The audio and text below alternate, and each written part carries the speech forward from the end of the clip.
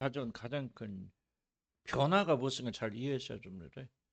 타락이 가져는 가장 큰 변화는 뭐냐면 성경에 기록된 것이 근거라면은 어떻게 하는 것은 하나님의 친밀이 깨졌다.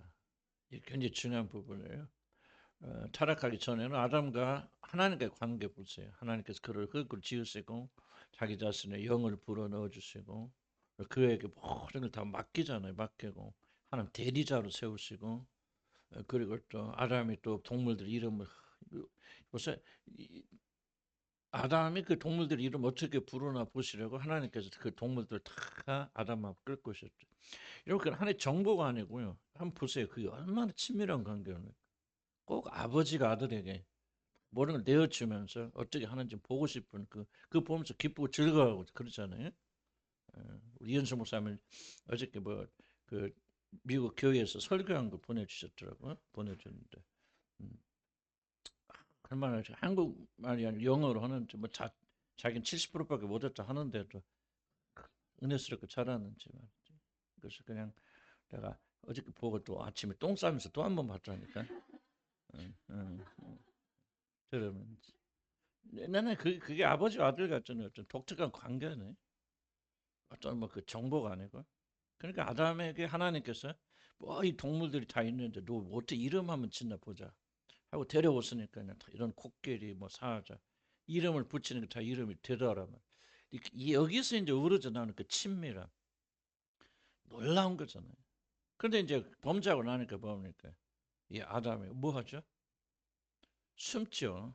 뭐 하면 내가 두려워하여 숨었나요?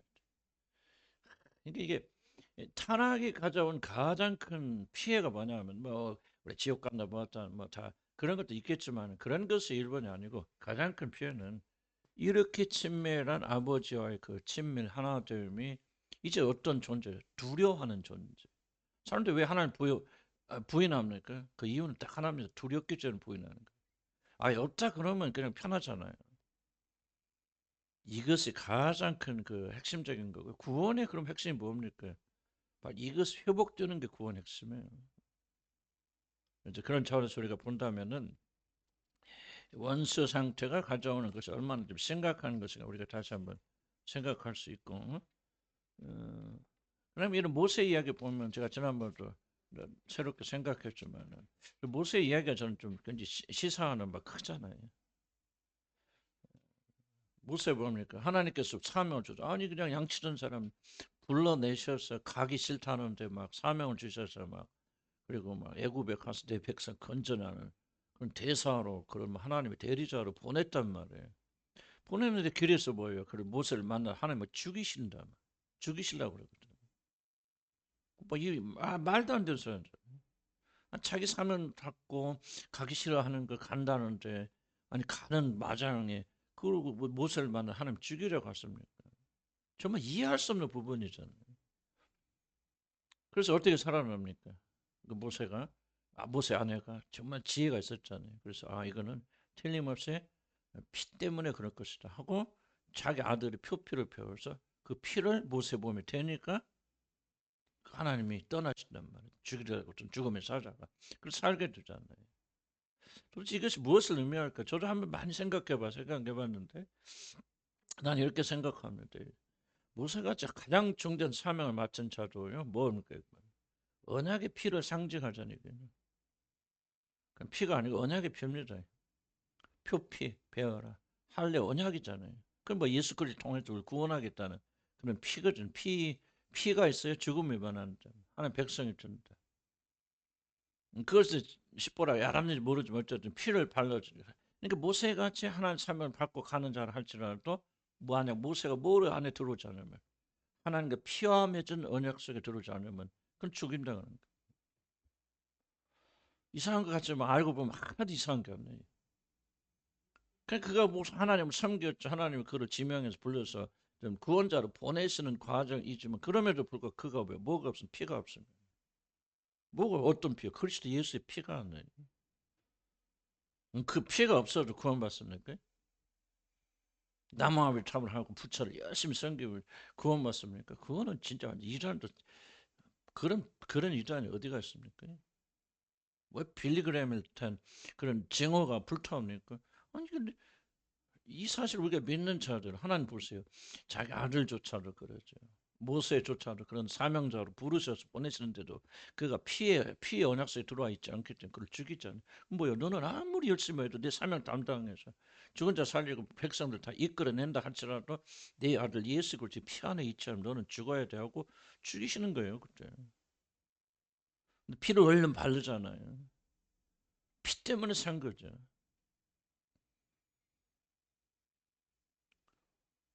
모세가 다 뭐 정확히 이해는 못했겠죠. 그러나 우리는 이제 신학 성도니까 신학의 관점에서 보면 이제 그림이 보이잖아요. 왜 하나님 그를 죽이시려 했는지, 왜 그가 살아났는지. 우리가 사는 건 아무것도 없어. 우리 죽어나 사나 예수 그리스도의 보혈은 피 외에는 우리를 살릴 수 있는 것이 없고 어떤 어려움이 다가와도 우리는 그 피를 믿고 고백하고 나가야 됩니다. 그래서 더욱더 중요한 사실은 뭐냐면 보면은 원수되면 단순히 신분의 문제가 아니다. 아주 활동적인 실제 뭡니까? 하나님 이와 같이 악이 있으면 죽인다 그 말이에요. 심판하신다 그 말이에요. 모세라 할지라도 사명을 맡은 자라 할지라도 그가 예수의 피로 그의 죄가 덮여 있지 않으면요 하나님은 참아보지 못하세요. 충돌하신다 그 말이에요. 그래서 모세를 죽이시고 그리고 심판하시고 영혼은 지옥으로 던지시는데 그때 그를 건진 건 뭐냐? 어린 양의 피를 상징하는 그 피가 그에게 발려지니까 뿌려지니까 피가 뿌려진 거예요. 그들이 다 죽어야 되는 이스라엘 백성들이 짐승에 피를 내서 그 피를 뿌릴 때 그 피가 그를 건지잖아요. 피 뿌림을 통해서 예수의 죽으심이 그 믿음을 가지고 내가 이 양에게 안수해서 내 죄를 고백해서 이 양이 죽은 것은 나 대신 양이 죽었군 하는 그 십자가의 복음을 그거 믿는 거 아니에요, 그절에? 그 믿음으로 구원받게 되어지는 거죠. 그래서 이 세상에서 하나님 심판을 않는다면 하박국 한번 읽어봅시다. 주께서는 시작. 주께서 눈이 정결하심으로 참아 보지 못하시며 패역을 참아 보지 못하시기를 어찌하여 거짓된 자들 방관하시며 악인이 자기보다 의로운 사람을 참기는 듯 참니. 하박국 선지자의 그 논쟁의 쟁점이 이겁니다. 이 세상에 악을 버려두시는 것은 하나님의 성품 배신하는 거다. 거룩하고 정의로운 하나님께서 심판하지 않는 점. 이런 하나님의 의로움은요. 지옥이 없으면 하나님의 의로움은 성립하지 않습니다. 근데 의로운 분이 아니에요. 의로운 분이기 때문에 지옥이 존재하는 거예요. 그냥 유하함하고 다 덮어버린다면요. 그거는 사랑도 아니고요. 의로움도 아니에요. 하나님이 의로우시려면 반드시 죄를 지은 자들을 지옥에 보내셔서 영원한 형벌을 주셔야만요. 그럼으로써 하나님의 의로우심이 증명이 되어지는 거예요.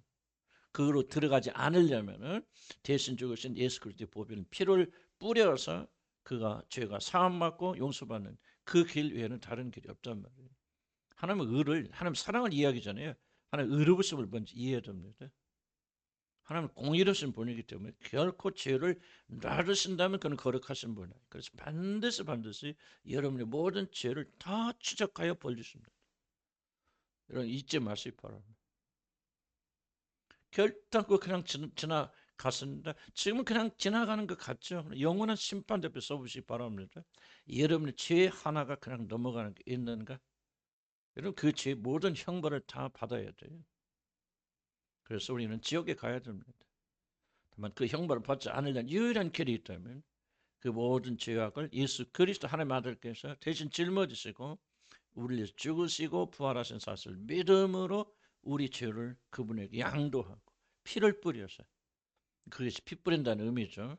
그래서 구원받고 용서받는 것 외에는 다른 방법이 없어요. 그럼 진실로 여기 앉아 계신 분들 중에서 아직도 하나님과 그리스도를 통해서 화목하지 못했다면 여러분 반드시 그 심판자 앞에서 여러분이 진 죄 하나하나를 다 고백하면서 지옥으로 내려가야 됩니다.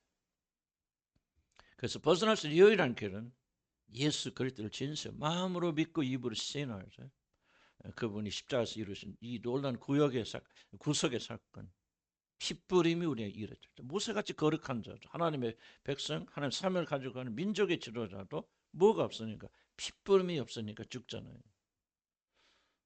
그 살아난 유일한 길이 뭐예요? 핏부림이란 말이에요. 할렐루야. 놀랍잖아. 나 성경 보면요. 이게 정말 놀라운 거예요. 내가 뭐 조석제 보고 하는 게 아니에요. 하나님 깨닫게 해주시는데 나는 그래서 여러분 강조하는 거 성령 여러분이 계시면은 하나님께 구하라 그 말이에요. 하나님 알려주시 깨닫게 해주십니다. 복음이 어떤 그 예수 그리스도의 속죄가 내 안에 있으니까 그 믿음 있고 지식이 있으니까 이 보이기 시작하는 것이죠.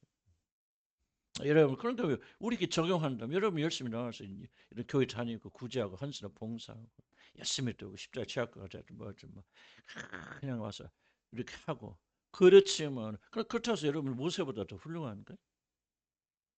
그래 모세도 뭐가 없으니까 핏부림이 없으니까 죽임 당했잖아요. 피가 안 발려서 그건 죽었잖아요. 모세는 하나님 죽이라 하신다 그런데 그 뭐 농담입니까 그냥? 그런데 지나가는 거 아니죠. 가장 이 세상에 의로운 자도 하나님 사명을 맡은 자도 뭐가 없으면 핏부림이 없으면 죽는다. 심판받는다. 여러분 내가 수없이 전파하니까 나는 책임 없어요. 여러분 지옥 가도. 누구 책임이 지옥 가도? 내 책임이에요. 여러분 책임이에요. 내 책임이 아니고 거시기 여러분 책임이에요. 나는 부지런히 때를 어쩌니 뭐든지 복음을 선포하는 거예요. 복음은요. 심판의 메시지가 빠져있으면 복음이 아니에요. 지금 한국교회가 망하는 건데 가짜 복음 전하는 거예요. 어떻게도 괜찮아. 뭐 제발 그냥 뭐 다 예수님 이런 식으로 하면 아니 없는 심판 갖고 왜 떨어? 왜 교회 다니? 뭐하러 교회 다녀? 뭐하러 예수 믿고? 심판 있으니까 예수 믿는 거죠. 지금 한국 교회가 망하는 건 복음이 망해서 망하는 거예요. 다른 게 망하는 거 아니에요. 여러분 붙잡으시 믿음 가지고 나고. 그래서 하나님이 선하시면은 심판해야 된다. 그래서 하나님은 반드시 그리고 자연적으로 세상과 충돌한다. 장도를. 이것이 그분의 거룩하신 성품이고 그렇기 때문에 하나님께서 만약 악을 두고도 방관하신다면 그것은 무엇이 크게 잘못된 것. 그러니까 우리가 화목하지 않으면 우리 인생은 하나님과 지속적인 문제를 가지고 있고 이것이 인생의 가장 큰 문제다. 어려움이다. 그걸 지금 제가 말씀드린 겁니다. 그래서 이게 중요합니다. 악을 향한 하나님의 분노를 억제할 수 있는 것은 아무것도 없어요. 왜? 그러면 악을 보고도 분노하지 않는다면 하나님 하지 말라 그 말이에요. 하나님 아니라 그 말이죠. 하나님 어떻게 자기를 부인합니까? 그는 거룩하시기 때문에 악을 보면 충돌하게 돼 있죠. 악한 자는 지옥에 보내시게 돼 있어요. 그 용서하신 건 그 거리가 아니에요. 선이 아니에요. 왜 하나님 여러분 용서하십니까? 잘 기억하셔야죠. 왜 하나님이 여러분 용서하셨습니까? 네? 왜 하나님 여러분 용서하십니까? 왜 크게? 그렇죠. 하나님께서 예수 그리스도를 죽이심으로 심판하심으로 자기 의가 이루어졌기 때문에 우리를 의롭다고 하실 수 있는 이게 하나님의 의예요. 하나님의 의가 나타나서요. 하나님도 의로우실 뿐만 아니라 믿는 자들 의롭게 하셨어요. 그럼 하나님 어떻게 의롭게 되셨습니까? 죄 있는데 없다 그렇게 하신 것은 아니고 자기 모든 죄, 인간의 모든 죄를 예수 그리스도가 담당하셔 죽으셨고 심판받으셨고 심판했어요. 그러니까 하나님 정의는 실현됐죠. 뭐가 우리 재판에서 뭐가 죄인이 죄인으로 드러난 뭐랍니까? 다시 뭐라고 사람들이 정의가 오늘 실현됐습니다 그러잖아요. 예수가 죽으심으로 하나님 정의가 실현된 거예요. 죄인들은 반드시 죽는다 이 말이 이루어진 거지. 그러니까 하나님 의로운 분 드러났고 하나님 의로우니까 뭐 이제 우리를 죄 있는 우리를 의롭다고 칭해줄 수 있는 거죠. 이게 하나님의 거룩하심이에요. 그래서 죄를 지는 자들은 전 피할 수 없다. 이게 우리의 문제다. 이런 반드시 하나님 심판도 직면한다. 그리고 거기서 빠져나올 길은 없다. 어린 양의 피로 덮여 있지 않는 한. 의로우려고 하지 마시고 믿으라고 말해요. 참으로 믿으라고 말해요. 여러분의 모든 것이 변할 때까지 믿으라고 말이에요. 입으로 시인할 때까지 믿으라. 속도, 겉도 일치된 믿음 가져라. 나는 오직 의인은 믿음으로 말미암아 산다. 예수 그리스도 죽은 자 가운데 살리신 하나님 믿고 우리 죄가 용서됐음을 믿고 그 믿음으로 살고 그 믿음이 우리의 모든 행위를 결정질 정도로 강하게 믿으라. 진짜 믿으라 그 말이에요. 그러면 구원을 얻게 된다. 믿으라 그 말. 믿음에 응? 로마서 1장 18절은 하나님의 진노가 불의로 진리를 막는 모든 경건하지 않음과 불의에 대하여 하늘로부터 나타난다. 밑에 그리스도는 우리의 평화다. 눈여겨볼 것은 이 샬롬의 개념이 특히 메시아와 연결되어 있는 개념이다. 샬롬이. 그래서 메시아 통치를 상징하는 단어로 성경에서 사용되고 있습니다. 샬롬. 즉 메시아 그리스도가 통치한 나라는 그 무엇보다도 하나님의 평화와 평강이 넘치는 그런 나라라고 그렇게 불렀어요. 성경 많이 구절이 좀 다 찾을 수는 없고요. 메시아 통치하는 나라. 그래서 예수님 오셔서 귀신 축제를 한 것도 바로 메시아가 통치하는 나라가 임했다. 그 나라는 뭐예요? 이게 귀신들은 뭐예요? 살아는 모든 죄 뿌리잖아요. 뿌리를 캐버리시는 것이죠. 그래서 메시아가 통치하는 나라는 어떤 죄도 악도 존재하지 않는 나라다 하는 것을 상징적으로 보여주시기 위해서 귀신들 쫓아냈습니다. 그래서 이 세상에 하나님과의 화목을 가져오고 그 결과 우리들을 참된 평강으로 인도하시는 분은 오직 하나님 보내신 메시아 그리스도밖에 없다. 참된 평강. 가정도 마찬가지입니다, 여러분들. 진짜 참된 평강 임하려면은 그리스도가 그 가정에 임하시고 통치하셔야 돼요.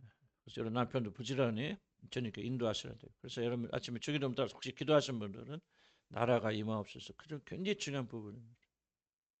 하나님의 통치가 우리 가정에 내 마음에 우리 교회 안에 임하게 해주시다. 이것을 우리가 항상 기도해야 되는 그런 부분입니다. 그래야만이 평화가 임합니다. 예수 없으면 평화 없다. 평강 없다. 아멘. 이걸 꼭 기록하시죠. 그리스도 우리 평화죠. 그는 우리 화평이신지라 둘로 하나를 만들어서 원수된 것을 곧 중간에 막힌 담을 자격처럼 하셨다. 그래서 그리스도는 평강의 왕이라고 불립니다. 왜? 그 메시아 그리스도이기 때문에. 메시아가 거하시는 예루살렘은 평화의 도시라 그렇게 부릅니다. 그래서 평화는 항상 메시아의 출현, 메시아의 통치, 예수 그리스도와 관련이 있는 거죠. 샬롬이 극적으로 표현되는 것은 뭐냐? 화목제물이라는 말에서 샬롬이 극적으로 표현됩니다. 화목제물이란 뭐냐? 우리들의 죄로 인해서 가로막힌 하나님의 관계. 아까 인간이 가진 큰 문제 뭐예요? 하나님과의 관계, 친밀이 깨져버렸다는 거예요. 그래서 아버지 아들처럼 그렇게 정답게 그렇게 누렸던 보세요. 에덴 동산도 뭐예요? 에덴 동산이 뭐예요? 하나님께서 에덴 동산을 만드시고 무엇이죠? 저녁에 상징적으로 이렇게 표현하는 겁니다. 실제 하나님 뭐 그렇다기보다도 시원한 때 하나님께서 그 동산을 거닐죠. 이 하나님이 거하시는 이 가든이 하나님의 가든이 에덴이에요. 우리 가든이 아니까. 그것을 책임지고 돌보는 자로 하나님이 아담을 창조하십니다. 이 속에서 얼마나 밀접한 관련이 있는. 하나님이 혼자 뭐 이게 굉장히 인간적으로 이제 그 인위적으로 그 뭐라고 설명할까 좀 인간적으로 표현하는 게 하나님 영이시니까 다르지만은 하나님이 가장 쉬시고 친밀하게 그 어떤 공간 하나님 개인적 공간 아니에요. 에덴이라는 것은 그 공간을 관리하고 다스리기 위해서 인간이 창조됐다면 인간이 처음 가진 존재 이 관계는 얼마나 놀라운 관계인가를 지금 여기 설명해 주잖아요. 그런데 뭐예요? 범죄하고 나니까 뭐가 죄가 들어오니까 뭐예요? 그 관계가 깨져버려서 하나님 둘이 숨게 되어지는 비극적인 그런 일들이 일어나죠. 이것을 다시 회복시키기 위해서 드려진 제물이 뭐냐? 화목제물이다. 화목제물. 짐승의 죽음으로 제사, 피제사 또 태워서 번제드리죠. 즉 죄를 제거하기 위하여 죄를 지은 자를 죽음에 처하는 그런 의식이고 피 흘림으로 하나님과 그 죄인 사이를 가로막던 장애. 그래서 화목제물과 속죄제물은 따로 드리지만 사실 같은 성격이에요. 왜냐하면 속죄가 없으면 뭐가 없어요? 화목이 없죠. 그리고 화목제물을 반드시 그래서 번제를 태우고 속죄제물도 드리고 뭐 그러는 게. 제가 뭐 내 얘기는 다 기억할 필요 없어요. 그런 다만 그런 성격들만 잘 기억하시면 되는 거지. 그래서 속죄 없이는 화목이 없어요. 왜? 둘 사이에 문제가 뭐예요? 죄잖아요. 그럼 죄가 제거되지 않고 어떻게 화목합니까? 둘 사이에 문제가 있고 앙금 있잖아요. 근데 막 그러다 우리가 생각하지 말고 그냥 우리가 서로 사랑합시다. 껍데기 사랑밖에 안 되죠. 진짜 사랑하려면 둘 사이를 가로막고 있는 문제가 해결돼야 된다. 하나님과 인간 사이를 가로막는 것이 문제보다 죄라는 거죠. 그럼 죄라는 것을 이렇게 해결하지 않고서는 하나님과 화목하는 길이 없어요. 그래서 화목제물이 뭐냐? 속죄제사와 같은 개념이고 예수 그리스도가 자기 자신의 생명을 하나님께 드림으로 즉 처형당하심으로 화목의 길을 열었다. 어떻게? 그렇게 하면 죄가 용서되잖아요. 그리고 죄가 제거되죠. 하나님과 인간 사이 뭐예요? 지금까지 존재했던 죄가 가로막던 죄가 사라져 버리니까 뭐예요? 막힌 다음에 헐어져 버리는 거죠. 그래서 하나님과의 관계 회복이 되고 그럼 이웃과의 관계 회복이 되죠. 그 참된 샬롬이 오면요 반드시 두 가지 일어나야 됩니다. 하나님 관계 회복되고 그다음에 이웃과의 관계가 회복돼야 돼요. 이웃과의 관계가 회복되지 않는 건 하나님과 관계가 회복된 거예요. 참된 샬롬이 아니에요. 모자라는 것이죠. 그래서 하나님의 영이 여러분을 거하서 여러분이 속죄를 받고 용서받은 자들은 뭐예요? 반드시 이웃과의 관계가 개선됩니다.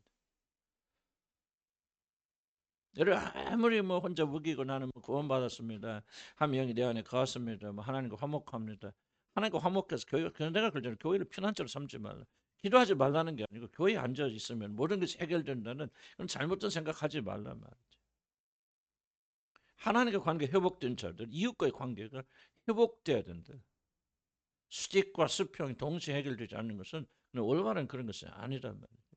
그래서 하나님께서 우리 구원하실 때 그런 놀라운 축복으로 우리 인도하여 주십니다. 그래서 화목제사 핵심은 뭐냐? 속죄제사가 자기같이 죽으심으로 죄를 없앴기 때문에 하나님 이제 비로소 지난주에 강조한 게 바로 그거 가시죠? 하나님 우리 예수님이 죽으심이 가진 가장 일본의 중요한 것이 뭐예요? 설교.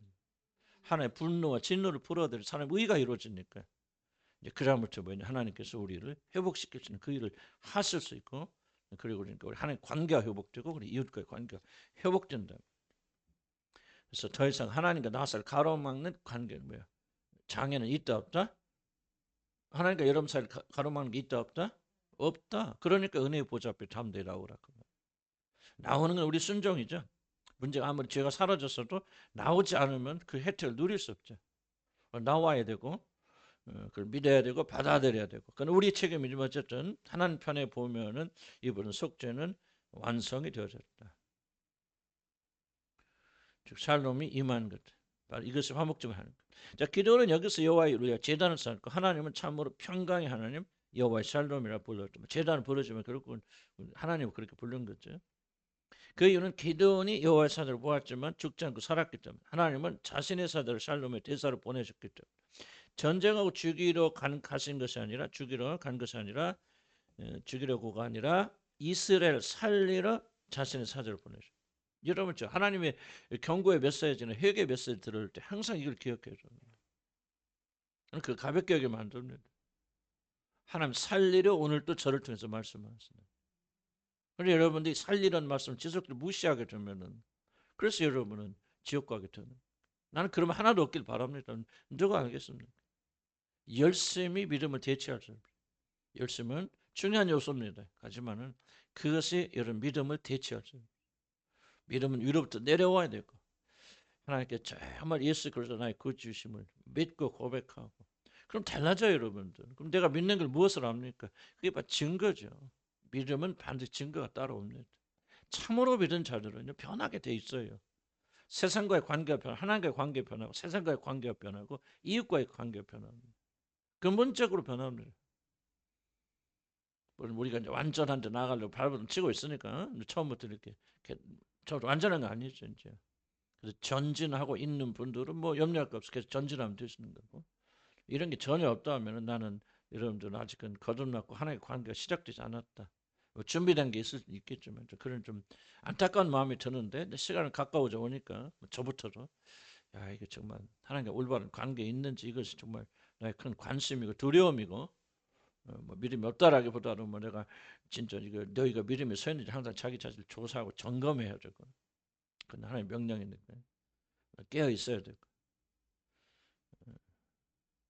누구든지 그리스도 예수 안에 참된 믿음을 가진 자는 다 구원을 받을 것이라는 말은 맞지만 그게 그 안에 내가 있는지 없는지를 우리가 스스로 개인적으로 점검하고 넘어지지 않도록 조심해야 된다. 그런 생각이 들어요. 난 이제 여러분들이 좀 내가 좀 도전을 많이 드리고 싶은 것은 여기 앉아 있다가 안심하지 마세요. 이제 다른 거 중요한 게 아닌데 남편도 중요한 것 아니죠. 죄송합니다. 중요하지 않다만 말하는 것보다 이런 거기에 목숨 걸고 뭐 모든 걸 거의 다 여러분 천년 말년 살 겁니까? 천년 말년 여러분 집 살 겁니까? 다 여러분 이제 금방 때가 오잖아요. 다 모든 걸 털털 털고 가야 되는 상황이 오기 때문에 이제 그때는 하나님 얼굴을 마주치면 심판대 앞에 들어가야 됩니다. 그때 어떻게 하시려는 거예요? 죽으면 끝 아닙니까? 나이 들면 이제 의식도 없어지잖아요. 지금밖에는 시간이 없다. 마음을 단단히 그렇게 붙잡고 하는 분들은 거듭나신 분일 것이고 또 들을 때는 그러나 또 뭐 나가는 순간 잊어버린다면 그 사람은 뭐 거듭나지 못한 분일 것이 이 차이는 있겠지만 다른 여러분 나한테 잘해주는 나 원천 잘해주면 좋지 뭐 나쁜 거 낯설리 까놓게 인간적이니까 뭐 잘해주고 뭐 먹을 것도 사주고 그러면 좋지 감사하지. 그런데 나는 크게 기쁘면 이런 진짜 기쁘면 여러분이 정말 여러분 나는 진짜 이렇게 믿어요. 나는 우리 교회 떠난 사람들이 어떤 교회 가서 더 잘 믿는다면 나 그것까지 기쁠 거 없을 것 같아. 무엇 어제 우리 박강호 목사님 와서 설교하니까 또 어떤 몇 분들 은혜 받았다고 해서 그래, 얼마나 좋은지 몰라. 근데 또 모셔와야지 이 사람들이. 근데 그런 생각 나는 뭐랄까 내가 뭐 완전한 사람 아니지만은요. 나는 그런 마음으로 목회하고 또 그게 내 중심이에요. 왜 이상 여러분 구원 받는 것 이상 중요한 거 없잖아. 무엇이 더 중요한? 무엇이 중요한데? 진짜 하나님 있어요. 그리고 심판이 있어요. 여러분 금방 죽어. 난 그분 심판대 앞에 서야 돼. 이게 진짜 있다면 이것같이 심각한 일이 어디가 있나요, 여러분? 이것보다 더 중요한 일, 더 중요한 일 있으면 다 이거 내려놓으면 그거 하죠. 근데 그거 있으면 난 중요한 걸 발견할 수 없어요. 그래서 난 다른 설교 못 하는 거예요. 뭘 하든지 다시 돌아올 수밖에 없는 것은 우리 믿음의 성장도 필요하고 또 아직까지 구원받지 못한 사람들이 깨달아서 언젠가는 주님께서 성령께서 역사하시면 그 말씀을 듣다가 거듭나서 깨닫게 될 거 아니에요. 항상 여러분들이 목사님 왜 저것밖에 못해서 그러는가 그럴 줄 생각하십니까? 못해서 생각하시니까요. 나는 여러분이 다 주의 나라 들어가길 간절히 소원합니다. 저부터도 헤매고 있고 그래요 사실 그래서 도전하고 또 기도하고 회개하면서 난 제일 두려운 건 주님의 심판대에 서는 일이 지옥 갈까 두렵으면 그런 두려움이 아닙니다 여러분들이 나를 이해하시려면 여러분들 같은 성령 안에 계시면 내 말 이해할 거예요. 그래서 두렵습니다. 지옥 갈까 두렵습니까 여러분? 주님 앞에 심판 앞에 선단 자체가 두렵습니다. 나는 심판 앞에 선단 자체가 두려워요. 정말 지옥 가면 나 지옥 안 가겠죠 주님 믿는데. 근데 중요한 질문 내 믿음이 진짜라는 걸 뭐로 증명하고 입증하냐 그 말이지. 그럼 내 믿음이 참된 믿음이라고 증명하는 것은 나의 삶밖에 없잖아요. 나의 삶이 일치하지 않는다면 뭔가 지금 잘못됐는 거 아니에요 여러분들. 미친 듯이 사도 바울처럼 그렇게 믿을 수 없죠. 그래도 항상 뭔가 불타 있어야 되고 이 불을 꺼치지 않고서 발버둥치고 목사니까 당연히 그런 거고 평신도는 그렇게 안 해도 됩니까? 그런데 선택 목사이기 때문에 그런 게 아니죠. 성령이 내 안에 계시기 때문에 그런 것이죠. 여러분도 성령 여러분에 계시다면 그 안에 계신 그 성령께서 뭐를 어디로 여러분 끌고 가시겠나 그러면 만약 여러분 지속적으로 그 음성을 무시한다면 어찌 여러분들 하나님 진노에서 피할 수 있겠나? 저도 여러분 말씀 듣고 좀 고민하고 번민한 사람들 되어지고 나가는 순간 다 잊어버리고 그냥 그러다가 또 오고 불안해서 기독교는 여러분 불안을 여러분 잠재우는 그런 종교 아니에요. 영원한 생명을 다루는 거. 그러니까 저는 하여간 그런 마음으로 전하니까 여러분들 마음을 열으시고 정말 받아들이시고 울부짖으셔야 돼. 밥하다가도 생각하시고. 예? 그래야 돼. 주님 오실 때 가까우니까. 쭉 설명했죠. 이제 저걸 준비하는 연예계 설명됐고 뭐 이렇게 건지셨고 아까 옆에서 많이 설명해서 예수들이 죽으신 피 흘림으로 말미암아 하나님 앞에 화목할 수밖에 없다. 그걸 우리가 말하고 있다. 그래서 여호와 샬롬이라 말했을 때 항상 예수님이 드린 자기 몸으로 드린 제사를 그렇게 말한다는 거. 밑에 마지막 볼까요? 그 저기 43페이지 밑에 마지막 보면 샬롬은 그냥 이루어지는 화평이 아니다. 이 평은 죽음으로 이루어지는 평화라는 소리. 이렇게 할까요? 죽음 없, 예수님이 죽으심 없어요. 샬롬 없어요. 그가 십자가에서 우리 죄를 다 짊어지시고 하나님 심판을 받으셨기 때문에 샬롬이 이루어져요. 누군가 죽여 피를 흘렸기 때문에 그 피가 하나님께 인간의 장애물을 제거하였기 때문에 우리에게 비로소 샬롬이 주어지는 거예요. 그래서 우리 샬롬 어디서 출발되냐? 갈보리 언덕에서 출발돼요. 평강과 평화를 누리려 항상 어디로 가야 되냐? 갈보리로 가라고. 그리스도의 십자가 밑으로 나가라. 거기서 화평이 시작되었습니다. 환경이 아니라 돈이 아니라 건강입니다. 남편과 화목하는 게 아니다. 그래서 우리 화평을 가져다 줄 수 없죠. 화평은 항상 어디서 시작되느냐? 갈보리 언덕에서 시작된다. 그래서 우리가 때를 따라 돕는 은혜를 얻기 위해서 우리가 은혜의 보좌 앞에 담대히 나간다. 어떻게? 이 믿음 가지고 나간다. 뭐가 담대하는 게 우리 행위가 아니죠. 뭐가 담대하는 게 이 믿음이 우리를 하여금 하나님 앞에 설 수 있는 자격을 준다. 왜 담대하게 나갈 수 있습니까? 나가야 됩니까? 우리 현실을 보면 모자라 안 되잖아요. 우리 삶을 뒤돌아보면 자격 없잖아요. 그러니까 담대라는 거. 아니 그럴 문제가 아무것도 없으면 담대하라 할 거 없죠. 떠는 사람한테 담대하라고 말하는 거죠. 우리는 떨어야 되고 떠는 자에게 담대함이 주어져야 되는데 그 담대함은 우리에게서 오는 것이 아니다. 주님에서 온다. 전쟁과 샬롬 볼까요? 그러나 샬롬은 단순히 평화로운 상태 말하는 것이 아니고 샬롬을 방해하는 모든 부정적 요소들이 제거하는 이게 중요한 요소입니다. 지금 샬롬 말할 때. 샬롬 아까 뭐라고 했죠? 병도 뭐도 문제가 없는 상태예요. 그럼 뭐예요? 그 모든 것을 제거해야 되고 그것을 제거하기 위해서 우리가 전쟁해야 되죠. 예수님 다 이루어놓으시죠. 그러나 예수님 다 이루어놓으셨다고 그래서 우리 샬롬 다 누리는 것이 아니라는 거죠. 그 상태를 말합니다. 만약 샬롬을 방해하는 그 무엇이라도 남아있다면 그 샬롬은 유지될 수 없습니다. 왜 예수 그리스도 우리 화평 샬롬이에요? 근데 왜 우리는 샬롬 누리지 못합니까? 샬롬을 방해하는 어떤 세력들이 아직도 남아있기 때문에 우리 안에 샬롬이 이루어지잖아요. 샬롬은 모든 것이 없는 상태라고 했잖아요. 부정적인 것은.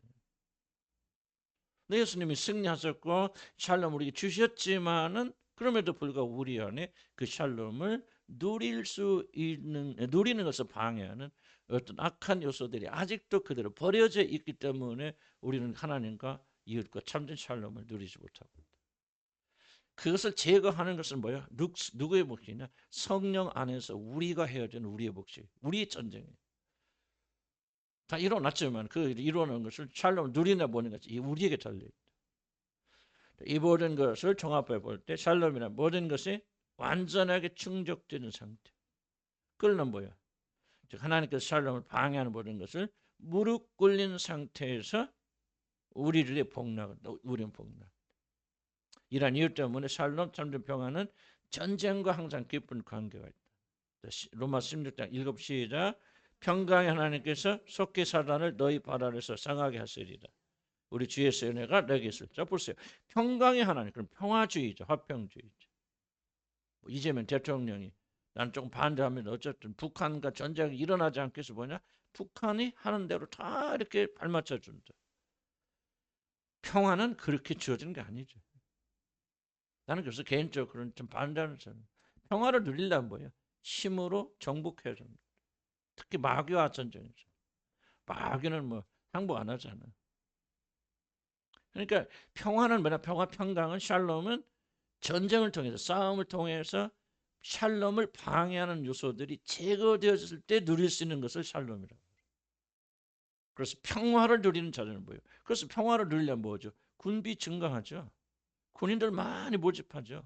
그리고 막 무기를 막 만들죠. 지금 유럽이 망하는 이유가 뭡니까? 평화의 기간 동안 그들이 전쟁을 대비하지 않았기 때문에 지금 미국이 지켜 나토에서 미국이 다 그 미국이 사실 화낼만 해요. 트럼프 난 이해가 가요. 전부 뭐냐 나토는 뭐 유럽 군인들하고 미국과 같이 해서 지키는 거거든. 숫자가 나토 유럽이 대부분이죠. 유럽 하나죠. 그런데 그 나토의 방위비 70%를 미국이 부담했다는 거예요. 나머지는 뭐예요? 아 우리는 다 미국이 지켜주니까 자기 나라 군대 다 없애버렸어요. 군비세를 안 맞아. 그 돈 국방비 거의 안 써요. 그 사람 거의 다 뭐냐 복지로 막 쓰는 거예요. 복지로. 그러니까 얼마나 유럽이 잘 살아 지금까지. 왜 잘 살았어요? 미국이 다 지켜주니까. 사실은 이게요. 사실은 트럼프를 막 욕만 하면 안 돼. 난 이해가 가. 트럼프. 그렇게 왜 나? 내가 너네들 지켜줬다. 우리나라 지금 힘든데. 그래서 막 그렇게 안 하겠다 그런 거잖아요. 그러니까 뭐가 지금 깨지고 샬롬이 깨지고 그러니까 러시아가 일어나서 야금야금 이제 우크라이나 넘어져. 그다음 거기서 안 넘어집니다. 그다음에 계속 유럽 다 점령할 겁니다. 전쟁 반드시 일어납니다. 그래서 이제 부랴부랴 이제 뭐야 유럽이 지금 한국서 막 그래서 한국이 그래서 좀 돈 벌잖아 막 사가니까 어쨌든 이걸 보면서 이 샬롬을 잘 이해하셔야 돼요. 전쟁하지 않고 싸우지 않는 자는 샬롬을 못 누립니다. 전쟁해야 돼요. 싸워야 돼요. 이러면 긍정적 사고 방식이 참 좋고, 그거 같지만은 굉장히 여러분이 이 영역에서는 치명적으로 문제를 일으킵니다. 모든 것이 잘 될 거야.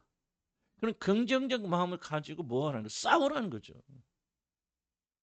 그럼 싸우려면 뭐 문제를 인식해야죠. 우리가 뭐가 잘못됐는지, 어디가 병들었는지, 어디가 했는지. 그러나 하나님이 함께 하시면 내게 능력 주시다는 뭐든 할 수 있다는 이 긍정적인 마인드를 가지고 싸워서 이겨서 나가야 되지. 모든 것이 그냥 잘 될까? 이게 바로 우리가 죽어가고 멸망가. 지금 유럽이 지금 그래서 망하는 거. 아니 유럽 보세요. 모든 게 잘 될까? 이제 전쟁 없어. 2차 대전 그 누가 전쟁 또 일으키기 위해서 러시아도 망하고 그랬는데 여기 이제 그러고 뭐예요? 그 사람들 전혀 30년 이상 지금 2차 대전 끝난 지 얼마인가? 지금 60년 제가 60년 동안요. 거의 군비 안 해요. 그렇게 강력한 독일 군들 보세요. 독일 탱크들 보세요. 다 무너졌죠. 독일 산업 다 중국 넘어갔잖아요. 벤지차가 누구 건 줄 알아요? 중국 거예요. 중국이 벤지 사버렸습니다. 벤지차 다 중국서 만듭니다. 그건 왜 그래요? 유럽 사람들이 이렇게 우리는 괜찮아. 인제 잘 돼. 우리 평화밖에 없어. 먹고 마서 누릴 거. 그 전부 돈 어디다? 복지. 일을 할 필요 없이 다 줘버린다. 그러니까 지금 완전히 프랑스의 국가 부도나게 생겨. 영국 가보면요. 영국 뉴스 대한 관심있어 많이 봅니다만 영국 막 거지 나라를 해버렸어요. 젊은이들 기술자들이 작년 한 해면 70만 명이 떠나갔대. 더 이상 소망 없다 영국. 프랑스 지금 프랑스 완전 독일 그렇게 잘 나가는 독일이고요. 지금 완전 벤츠도 중국에 팔려나갔죠. 산업들 다 없어졌습니다. 비참하게 왜 그런지 아냐? 대비하지 않았습니다. 이 샬롬은요 싸우는 자들만이 샬롬을 들어간다. 이미 주님 그리스도 승리하셨으니까 그 승리를 붙잡고 우리 영역에 있는 어둠과 죄를 더불어 싸워서 이기고 승리하고 무엇이 뭔지 뭐가 잘못됐는지 항상 우리가 이렇게 전쟁에서 나가지 않으면 참된 샬롬 우리가 이 세상에 살면서 누리지 못한다. 막 빼앗긴다. 좋죠. 뭐 전쟁 안 하고 모든 게 잘 될 거예요. 그럼 잘 됩니까? 잘 되는 것 같이 보이지만 속은 다 썩어서 이제 사단이 빵 때릴 때는 무방비 상태에서 다 무너져 버린단 말이죠. 깨어있어야 돼요. 깨어있어야 되고 우리가 눈물로서 기도해야 되고 넘어질까 조심해야 되고 여러분 긍정적으로 잘 된다 해서 잘 되는 게 아니에요. 그거는 사단의 속임수입니다. 하나님 함께 줄 믿고 싸워야 된다. 샬롬은 뭐예요? 전쟁과 샬롬. 그래서 그렇잖아요. 평강의 하나님께서 속히 사탄을 너희 발 아래 상하게 하시는 전쟁하냐 지금 전쟁하죠. 어떤 하나님? 평강의 하나님이 전쟁하신다 그렇죠. 평화의 왕께서 전쟁하셨기 때문에 평화가 임하는 거예요. 싸우기 때문에 그 결과 우리가 좋아지는 거예요. 우리가 이 전쟁을 멈추는 순간 우리 죽습니다. 부단히 싸워야 돼요. 사람하고 싸우라는 얘기 아니에요. 자기 하는 죄와 더불어 부단히 싸워야 되고 이겨야 되고 문제가 무엇인가 생기 지적했을 때 귀를 닫지 마시고 이것이 문제는 지속적으로 우리는 긍정적으로 부정적인 사람이 되어야죠. 그러지 않으면 우리는 평강을 전혀 누릴 수가 없다는 거죠. 평강의 하나님 사단과 싸우시는 분이 있다. 그를 무너뜨리지 않으면 사단이 살아있는 한은 그런 문제를 일으킬 거 아닙니까? 아무리 하나님께서 메시아 그리스도를 통하여 자신의 샬롬을 선포하셔도 우리 믿는 자들이 죄 가운데 거하면 그 평화는 우리 것이 될 수 없다. 샬롬은 하나님 한 번으로만 이루어진 것이 아니다. 우리들이 하나님이 선물하신 샬롬에 뭐 해야 된다? 참여해야 된다. 싹 같이 싸워야 된다. 벌써 예수 그리스도 함께 우리가 죽었다고 그랬어요. 여러분들이 가만히 수동적으로 있으면 모든 육신이 죽습니까? 육신이 삽니까? 그래서 성경 말인데 죽은 자로 여기고 우리가 뭐예요? 그래요. 죽은 거가 똑같으니까 우리가 싸우면 이길 수 있어 하고 날마다 자기 자신을 십자가에 못 박지 않으면 우리는 승리할 수 없잖아요. 이런 싸움 우리가 안 하기 때문에 교회가 다 지금 죽어가는 거예요. 대한민국 교회는 왜 이렇게 썩고 부패됐습니까? 뭐 우리가 안 그렇단 말 그런 말 하는 게 아니고 왜 그렇습니까? 대한민국 교회들이 전전 안 하기 때문에 그런 거예요. 죄와 더불어 싸우지 않아요. 그냥 전부 바꿔요. 단어도 바꾸고 뭣도 바꾸고 죄 이야기 안 하고 계속 모든 게 잘 될 것이에요. 하나님 함께하십니다. 잘 될 줄, 잘 될 줄 믿고 잘하면 잘 되는 것도 있겠죠. 그런 세상적인 일들은. 제 영역에서는 그게 아니죠. 참된 평강이 없는 가짜 평강이 있는 거예요. 그러니까 위기 때 와서 잘못 교회는 다 쓰러져 버려요. 지금 대한민국 교회는 아주 풍지박산나. 한번 생각해 보세요. 이렇게 단시간 내에 대한민국 교회가 이렇게 일어난 데가 어디 있습니까? 그리고 다시 한번 중요한 것은 이렇게 단시간 내에 무너진 교회들이 어디가 있습니까? 없어요. 전 세계 없어요. 이렇게 단시간 내에 교회 무너진 데 없어요. 우리나라 유일하죠. 왜 그렇습니까? 이해를 하셔야 되고. 우리 지와 더불어 싸우지 않고 전쟁하지 않기 때문에 참된 평강이 우리에게 없기 때문에 그렇잖아요. 그래서 바울은 데살로니가서 5장 23절 이런 말 하죠. 평강의 하나님이 진히 너희를 온전히 거룩하게 하시고 또 너희 온영과 혼과 몸이 우리 주 예수 그리스도로 강림하실 때 흠없게 포줄. 이게 전부 전쟁에 관한 얘기입니다. 그냥 자동적으로 이루어지는 게 아니죠. 그런데 어떤 하나님? 평강의 하나님이에요. 평강의 하나님. 이 전쟁을 통해서 너희에게 평강을 가져다 줄 것이다. 평강 즉 샬롬은 그냥 주는 것이 아니란 뜻이에요. 평강이 하나님과 화목하려면 그 혜택을 누리려면 우리 자신을 거룩하게 보존해야 됩니다. 이것이 전쟁이라 그러면 사단과 싸움이죠. 근데 문제가 무엇은 잠든 게 무엇인가? 이러면 큰일 나겠다. 이런 두려움이 있어야 돼요, 여러분. 이러다 지옥 가겠다는 믿음 없어. 지옥을 안 믿는 사람은 그런 소리도 안 합니다. 지옥이 리얼하게 살아있기 때문에 이러다가 내가 사도 바울 읽어보세요. 사도 바울이 얼마나 마지막 심판에 대해서 두려워했는지 읽어보세요. 그거 굴절해요. 그거 절절해. 사도 바울은 내가 그 마지막 때 하나님께서 자기를 버리실 거 인정. 이걸 엄청나게 두려워요. 그것이 잘못된 거 아니에요. 그래서 우리가 이 거룩한 전쟁을 해야 된다. 하나님의 적극적인 개입, 역사하심 그리고 대부분의 경우 거룩하지 못하는 것들을 우리는 제거하신 전쟁을 통해서 우리 참된 평강 이런 것이 제거 안 되면 아까 얘기했잖아요. 정의 이런 부정적인 요소가 제거된 상태가 평강이다. 그러니까 우리 가짜 평강 누리는 거 부분적 평강 누리니까 문제다. 약간 기분 좋죠. 진짜 평강이 하나님 주신 진짜 참된 평화로다. 그 평강이 우리 적극적인 사고에서 오는 게 아니에요. 전쟁을 통해서 부정적인 걸 제거하게 됐을 때 하나님 참 이 세상에는 다 안 되겠죠. 하늘나라 그런 이 세상 살면서도 우리가 그런 삶의 자세를 살게 되어질 때만이 하나님 참된 평강이 우리에게 임하게 되어집니다. 그래서 너희는 하나님과 화목하고 평안하라 그렇게 말했어요. 그리하면 하나님께 먼저 화목하고 평안하면은 복이 되게 임한다고. 자, 그러면 읽읍시다. 그러므로 우리가 그리스도를 대신하여 사신이 되어 하나님이 우리를 통하여 너희를 권면하신 것 같이 우리 그리스도를 대신하여 간청하노니 너희는 하나님과 화목하라. 아멘. 자, 좀 다시 한번 정리합시다. 제가 오늘 그 청소도 있고 그래서 아무리 늦어도 1시 이전엔 끝나야 될 것 같아요. 지금 11시 반이니까 조금 나누고 찬송하고 기도하고 그러면 한 12시 한 40분이나 안 되를 왜 우리 이름이 필요한가? 제가 3가지 하겠죠. 뭐죠? 전쟁, 기근 있는 이 시대. 이제 두 번째는 우리 삶 자체가 역경과 고난. 그래서 하나님의 승리가 반드시 필요하고 샬롬이 필요한 그런 시기가 됐다. 하나님과 화목, 하나님과 불화 이 상태 이야기될 거예요. 그래서 성경적 배경은 이제 여호수아 기드온에게 하나님 나타나셔서 거기서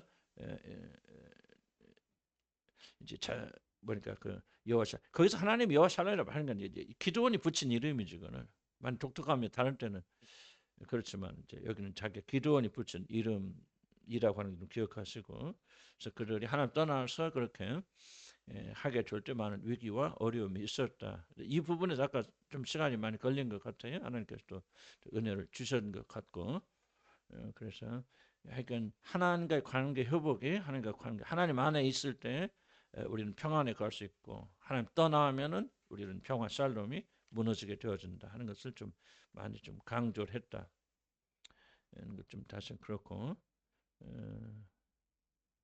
그래서 하나님이 우리에게 그 어떤 샬롬의 하나님 여호와의 사자를 보내주시는 것은 우리가 그 어떤 그 살기 위해서 우리를 살리고 우리가 희망을 주는 것이지 우리 버리신 것이 아니죠. 그래서 여러분에게 이제 굉장히 중요합니다. 말씀 들을 때 책망을 들을 때 어떤 분들은 참 정말 살리는 말씀을 기쁨으로 받는 자들이 있고 어떤 분들은 또 거꾸로 잘 혼낸다는 말 이게 왜 이런 식으로 듣는 분들 계시는데 그거는 여러분 마음의 받쳐 상태예요. 그래서 나는 뭐 거기에 대해서 많이 말할 필요는 없는 것 같고 다만 여러분들이 이 마음을 곱게 착하게 먹어야만이 하나님께서 우리 경고하시고 권고하실 때 그걸 기쁨으로 받을 줄. 하나님은 우리를 살리려고 하신다는 사실 항상 이런 초점 맞지. 혼날 때. 뭐 엄마가 아빠가 이렇게 혼낸다 어렸을 때 그러면 맨날 내가 미워서 나만 그래 막 이렇게 생각하면 모든 말을 다 부정적으로 생각하니까 그 엄마 아빠를 통해서 주시는 좋은 교훈도 우리가 다 버려버리잖아요. 그러나 아빠가 막 날 사랑해서 잘 되려고 하는 거 교훈 하나 다 저는 뭐 이현숙 목사님 얘기 자꾸 좀 죄송스럽지만 그리고 제 자세가 좀 신기하니까 참 제가 훈계와 교훈 걸 굉장히 감사함으로 막 눈물 툭툭 흘려서 나한테 많이 혼났죠. 혼나면서도 그런 항상 그래요. 뭐가 지금도 제일 기억하고 아버지가 그렇게 감사하냐 그렇게 자기를 혼내주신 게 너무 고맙합니다. 지금도 내가 뭔 얘기하면 뭐 제가 뭐 알겠어요. 이제 저는 박사고 나는 천사인데 그래도 뭔 얘기하면요 저거요. 저거서 그대로 하려고 노력하고 그러니까 난 뭘 보냐면요 나는 막 마음이 익혀가지고 누가 말하면 아이 쟤왜 뭐 이랬을 지 내가 미웠을 뭐 어쨌을 잘났을 이렇게 생각하는데 저거에 저 마음이 굉장히 중요하고 어떤 자세로 내가 하나님 말씀 듣고 하나님 향해 나가느냐가 결정적으로 중요하다 그걸 생각해보고 그래서 왜 백배 결실 맺는 자일까? 마음이 착한 자라고 성경이 말해서 여기로 보잖아요. 우리 달란트 비유도 왔죠? 5달란트 2달란트. 그때 뭐라고 합니까? 뭐하고 뭐한 쪽은? 착하고 충성된 쪽. 이 마음의 인격이 착함 그렇게 강조했어요. 사실 저나 여러분 솔직히 까놓고 얘기했어요. 그렇게 착한 사람 별로 없어요. 뭐 있겠죠, 있지만 그런 분들은 믿음 참 잘합니다. 성장하는데 착하지 못한 이렇게 한 사람들은 조금 그렇다 그런 좀 생각이 듭니다. 그러니까 하나님이 여러분 살리려고 말씀하셨어요. 그렇게 태도를 바꾸면은 괜히 달라질 것이다. 제가 말씀드렸고 그래서 그러니까 여기서 강조했던 것은 뭐냐면은 바로 그 재단을 거룩하게 해서 이게 바로 메시아 그리스도의 죽으심과 부활하심을 상징하는 그런 것이 되는다는 것을 정말 강조했습니다. 살력의 언어적 의미 다 하나만 기억하세요. 모자라거나 병든 것이 없는 모자람이 없는 완전한 것이 이루어진 상태 샬롬. 그래서 우리는 그 샬롬을 향해 나가야 된다. 조금 좋아지는 것이 샬롬이 아니죠. 완전한 상태. 완전 죄가 죄라는 그런 이야기는 아니지만 단순한 좋은 것이 아니라 어떤 안 좋은 것이 없는 그 상황. 그러려면 우리가 싸우고 우리 제거해야 된다. 인간의 근본적 문제가 그리고 하나님과의 관계 문제다. 하는 걸 제가 굉장히 많이 강조해 드렸고 이걸 강조한 이유는 뭐냐면 저나 여러분이나 그렇게 생각하지 않는 육신의 그 저항이 굉장히 강하기 때문에 자꾸 환경 탓하죠. 돈 탓하고 뭐가 없어서 마치 돈 있으면 행복할 것 같이 건강하면 행복할 것 같이 그렇지 않습니다. 우리 모든 문제는 죄의 문제, 하나님과 관계 이상이 생기기 때문에 일어나는 거죠. 이걸 여러분의 그 모든 무의식을 지배해야 돼, 이 사고가. 실제로 뭐 현실에서는 뭐 그렇게 안 나타날 수도 있겠지만요. 성경적 관점에서 본다면 우리가 가진 인생의 모든 문제, 언제부터 에덴에서도 쫓겨나면서부터 에덴에 있을 때는 문제 없어요. 그런데 에덴 밖에 나와서부터 문제 일어나요. 그러니까 하나님과 관계 이상이 바로 모든 문제를 일으킨다. 어떻게 회복하느냐. 그것이 바로 샬롬으로 들어가게 되는 결정적인 그런 출입구다 하는 것을 좀 기억하시기 바라고요. 그래서 이제 결론적으로 그리스도 우리의 평화라고 하는 사람. 제가 여러분 만약에 이게 아마 여기서 우리가 힘을 얻는다. 그렇겠죠. 화목점을 자기 자신을 들여서 죽으셨기 때문에 그 재단을 가리켜서 샬롬이라 부른 이유는 바로 거기서 희생제사가 일어나고 화목제사가 일어났기 때문에. 그래서 골고다에서 우리 주 예수 그리스도가 우리를 대신 죽으시고 화목하시는 이 놀란 일 때문에 우리가 어떻게 되는지 하나님과 화목하는 길이 열리게 되었죠. 항상 화목하려면 어디로 가 있는 십자가에 달리신 그리스도를 향해서 나가게 되었습니다. 희생제사. 그래서 우리가 적응을 한다면 언제 이 사람과 사람끼리 언제 화목이 일어납니까? 바로 우리가 그리스도 십자가에 죽어서 우리의 자아가 우리의 욕심이 십자가에 못 박혀 죽고 우리는 사실 이제 듣기 오늘 못해서 좀 시간 안 돼서 못할 것 같아요. 이건 듣기 핵심도 바로 그런 거. 우리 죽으면 왜 못 듣습니까? 말하는 사람의 어떤 그런 것보다도 내 것을 더 중요하게 여기고 이 자아가 죽지 않으면은 잘 듣기는 불가능합니다. 듣는 척은 할 수 있지만 진짜 듣는 것은 네가 나보다 더 중요하다.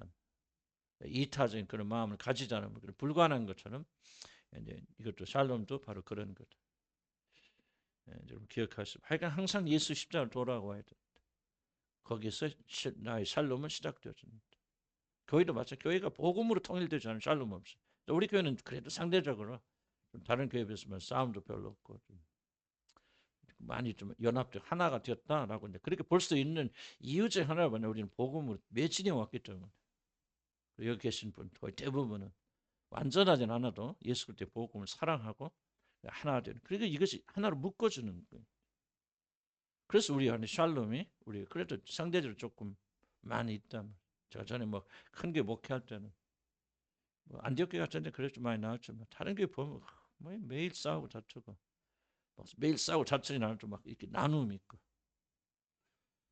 그 원인이 도대체 무엇일까? 복음으로 통일이 안 돼서 그렇죠. 다른 원인이 있는 거예요. 성격이 다른 그 거짓말이에요. 아무리 성격이 다른 부부도요. 복음으로 통일되면 연합되게 돼 있어요. 차이는 있죠. 죽을 때까지. 성격이 다르니까. 그렇지만은 그리스도 예수 안에서 복음으로 통일된다면은 그런 소망 있는 그런 사람이 되어집니다. 전쟁과 샬롬 우리가 마지막 때까지 이 샬롬을 성취해야 된다. 아멘. 자, 뭐 이제 질문이나 또 여러분들이 또 나누고 싶은 얘기 오늘 조금 이제 상대적으로 시간이 있으니까